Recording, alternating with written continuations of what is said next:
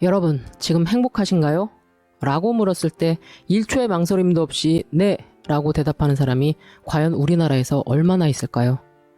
그렇다면 다른 질문을 한번 해볼게요. 지금 무슨 고민이나 걱정 있으세요? 라고 묻는다면 최소 한 가지 이상 머릿속에서 걱정되는 것이 생각나서 고개를 끄덕일 것입니다.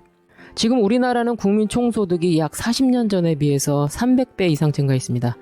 그런데 먹고 살기는 좋아졌는데 왜 다들 힘들고 죽겠다고 난리죠? 40년 전에 그렇게 먹고 살기 힘들었던 시절에 비해서 지금은 당장 끼니를 걱정해야 할 상황도 아니고 오히려 먹을거리가 넘쳐나서 음식물 쓰레기가 나뒹굴 만큼 버려지는 물질의 풍요함 속에서 살고 있는데 오히려 걱정과 불안은 더욱 많아졌습니다.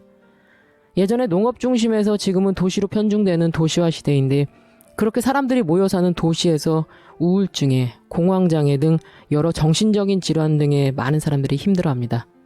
겉으로 보면 모든 것을 가진 것처럼 보이고 아무 부족함이 없어 보이는데도 말이죠.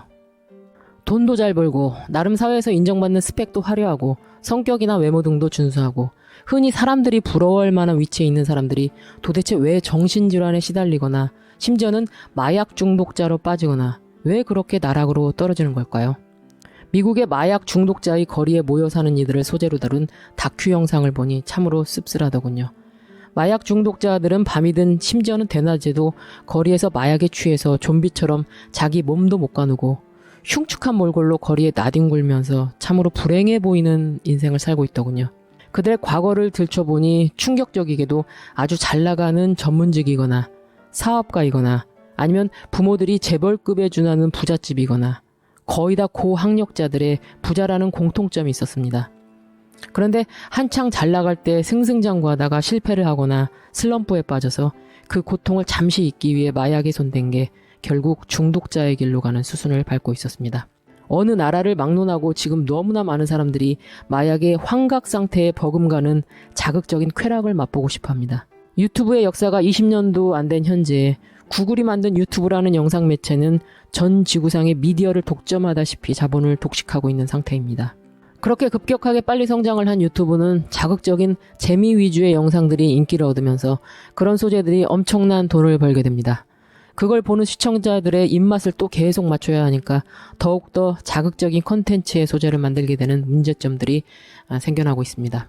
갓 태어난 동물이 인기가 있으니까 인기 있는 견종을 막무가내로 번식하기도 하고 위험한 상황을 연출해서 멀쩡한 동물을 구조해주는 척 조작해서 엄청난 조회수뿐 아니라 후원금까지 착취하기도 하고 같이 사는 동거녀를 얼어 죽게 하기 위해 베란다에 다 벗기고 내놔서 죽는지 안 죽는지 친구들끼리 내기하는 걸 실시간 라이브로 찍기도 하는 등 정말 무수히 많은 자극적이고 진실이 아닌 조작으로 만든 영상들이 넘쳐납니다. 그럼 왜 이렇게 많은 사람들은 자극적이고 남을 속이면서 거짓으로 영상을 만들고 또 그걸 재미있게 보는 걸까요?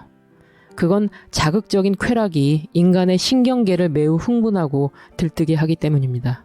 마치 마약 성분이 함유된 주사바늘이 살에 꽂혀서 그게 몸속으로 들어올 때 느껴지는 환각 상태의 쾌락처럼 대다수의 사람들은 유튜브 같은 영상 매체나 게임, 휴대폰의 SNS 등에 중독되어 있습니다.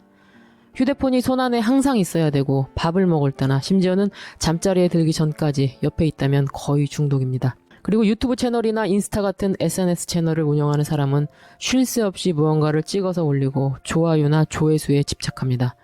그리고 그것이 많을수록 기분도 좋아지고 하니까 더 빨리 성장하고 더 많은 사람에게 관심을 받고 싶어서 점점 더 자극적인 소재를 찾기도 합니다. 이렇게 남들에게 인정받고 싶은 욕구, 성공하고 싶은 마음이 과도하게 되면 집착으로 이어지는데 정작 본인은 그렇게 생각을 안 합니다. 하루 24시간을 그것만 생각하고 몰두해 있다면 그것은 좋든 나쁘든 집착이라고 봐야 합니다. 돈을 벌고 싶다, 성공하고 싶다, 어떤 지위까지 오르고 싶다, 유명해지고 싶다 등등 사람들의 주요 관심사는 거의 크게 봤을 때 비슷한데 왜 그걸 원하냐고 하면 돈을 벌어서 부자가 되고 싶다, 성공해서 뭘 하고 싶다, 그래서 행복한 인생을 살고 싶다가 최종 목표입니다. 하지만 부자라는 건 매우 상대적인 개념입니다. 전 재산이 전혀 없는 문명화되지 않은 아프리카의 부족민은 마음이 편하면 부자라는 게 무슨 말인지도 모를 것입니다. 1,000만 원이 있는 사람에겐 1억 있는 사람이 부러워 보이고 1억 있는 사람은 10억 있는 사람이 부러울 겁니다. 100만 원만 있어도 부자라고 생각할 수도 있고 100억을 갖고 있어도 부족하다고 느끼면 1000억을 갖고 싶어 할 수도 있습니다. 한마디로 부자든 성공이든 이게 다 본인 마음가짐에 달려있다는 것입니다. 욕심은 끝이 없기에 원하던 걸 손에 쥐면 거기에 만족하지 않고 또 다른 욕심이 새로 생기게 되니까 모든 물질은 다 허망하다는 것입니다. 왜냐하면 죽으면 가져갈 수가 없는 언젠가는 먼지처럼 없어지는 것들이니까요. 모든 생명은 반드시 죽는다는 그 변함없는 진리를 다들 알고 있으면서 욕심과 집착을 버리지 못하는 유일한 동물이 바로 사람입니다. 그래서 동물 중에 가장 스스로를 똑똑하다고 착각하면서 실상은 가장 지구에 해를 끼쳐가며 평생을 살다가 죽는 게 또한 사람입니다. 그게 가장 어리석은 겁니다.